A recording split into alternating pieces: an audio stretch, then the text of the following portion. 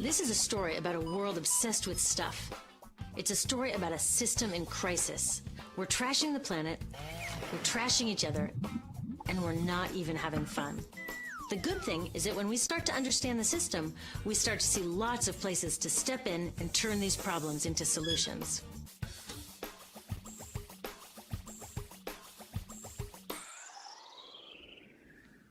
Can I tell you, I love my... Of the dozen or so personal care products that I use every day, it's the one I can't live without. Says it gives my dull hair the ultimate cool shine. How does it do that?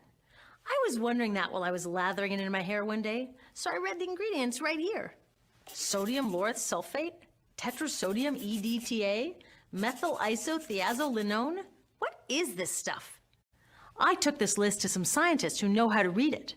Turns out mine contains a chemical linked to cancer. And lots of other products in my bathroom, from sunscreen to lipstick and even baby shampoo, also contain chemicals linked to cancer or other problems like learning disabilities, asthma, and even damaged sperm. Like most parents, I try to keep my family safe. But now I find out my bathroom is a minefield of toxins? What are we supposed to do? To find out the answers, we have to go back to one of the key features of our materials economy: toxics in, toxics out. If, at the factory, you pour toxic chemicals into a product, like baby shampoo, you're going to wind up with toxic baby shampoo, and toxics in workers, communities, and, babies. So let's take a closer look at this toxic outrage where it seeps into our lives every day, in the bathroom. The average woman in the U.S. uses about 12 personal care products daily. The average man about 6. Each product containing a dozen or more chemicals. Less than 20% of chemicals in cosmetics have been assessed for safety by the industry's safety panel, so we just don't know what they do to us when we use them. Would you fly on an airline that only inspects 20% of its planes? Of course, not all of these chemicals are dangerous, but we know that many are. Some are carcinogens. That means that they can cause cancer. Others are neurotoxins and reproductive toxins, proven to mess up brain development and reproduction in animals. Wait a minute, we're animals too. It's like a giant experiment. We're using all these mystery chemicals and just waiting to see what happens. One thing we do know is that they're getting inside us. I had my body's toxicity levels tested, and I'm loaded with things like mercury, flame retardants, triclosan, and lead.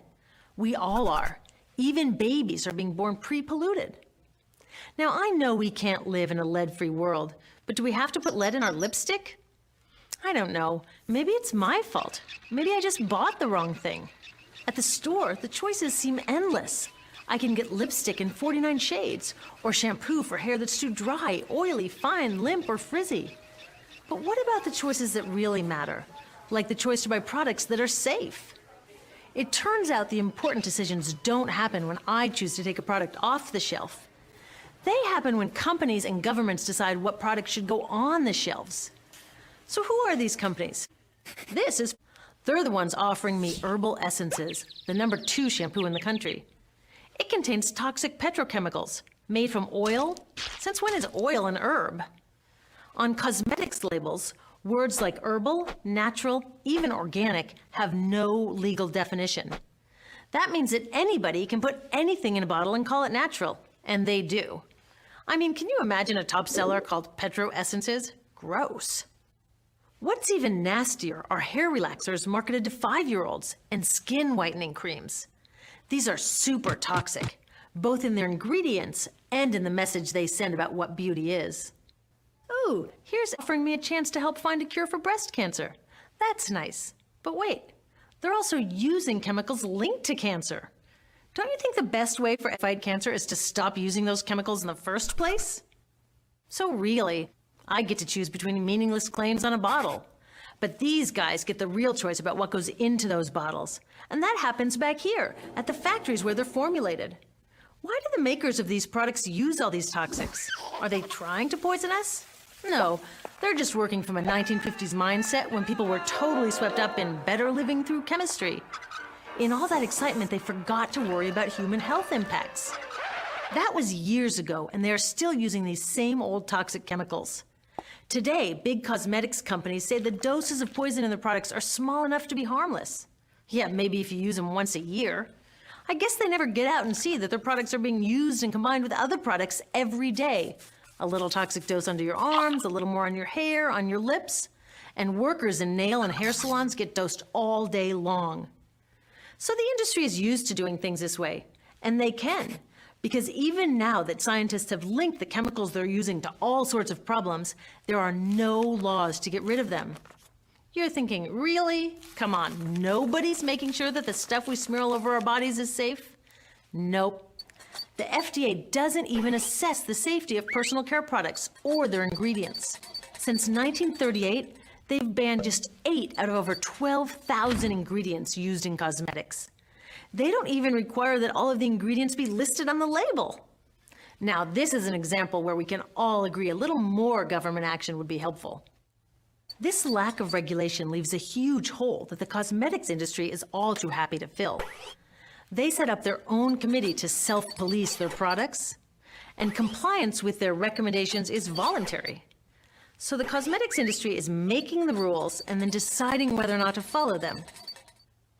So you see, it isn't our fault that these toxic products are in our bathrooms. It's a whole broken system that's ignoring the simple rule: toxics in, toxics out. But we're not helpless.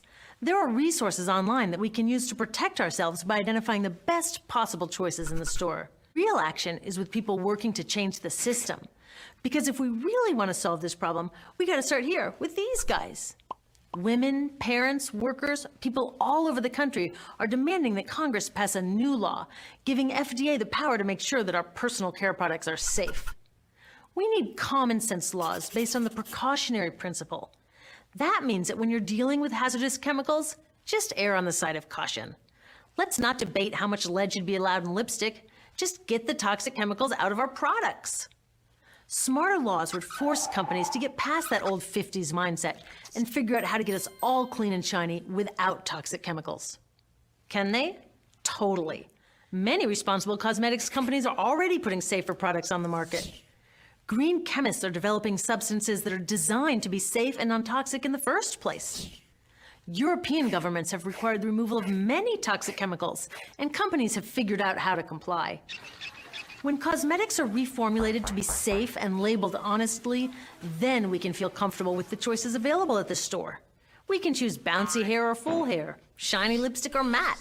We can even choose to feel beautiful without using 20 products. But we'll know that whatever we choose, the most important choice, the choice to be safe and healthy, has already been made.